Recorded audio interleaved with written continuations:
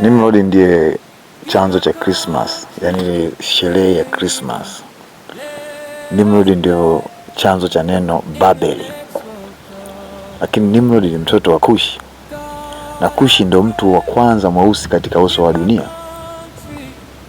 Kwa hiyo hapa nitabishana na watu ambao wanasema Ibrahim alikuwa mweusi, ambao wanasema wa Misri ni weusi. Nitabishana nao hapa kwa sababu mtu wa kwanza anayetajwa kwenye Biblia mweusi alikuwa ni Kushi.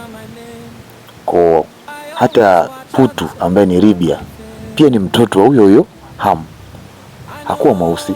Kwa Waribia wanaposema wao ni Waarabu, sio Waarabu, ila wanasema ni Waarabu kwa sababu watu wote ambao wana mfumo kama kufanana na watu wa Middle East wanaonekana kama ni Waarabu, lakini they are not Arabs.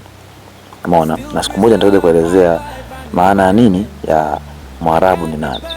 Kwa hiyo tunarudi pale pale, waliobarikiwa ni watoto wa Ham. Maana yake inaonekana kwamba Ham alipewa sehemu yenye baraka, yenye neema kubwa, makalimiliki kuanzia Middle East mpaka South Africa kusini kabisa. Hii yote hii unapoongelea Middle East inamaanisha Middle East hapa uchukue mpaka zile nchi kama Australia, alafu unyoshe mpaka bara la Amerika, alafu uchukue zile zote South America, ile South American zote ziko kwa mtu mmoja.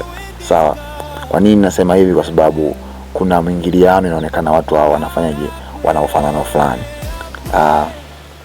Kwa hiyo hii inatuonyesha kwamba laana ina nguvu ya kudrag mtu mwenye uwezo akawa hana kitu kabisa. Na sio kitu, hii ndio sababu ya kwamba African teams they can never, they failed to the World Cup many times.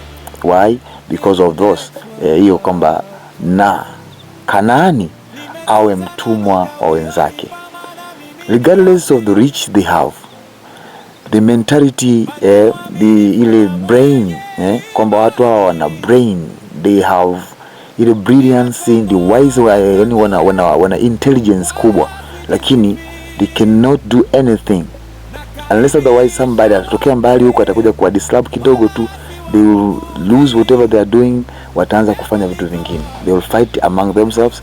But ni watu ambao wana neema kubwa.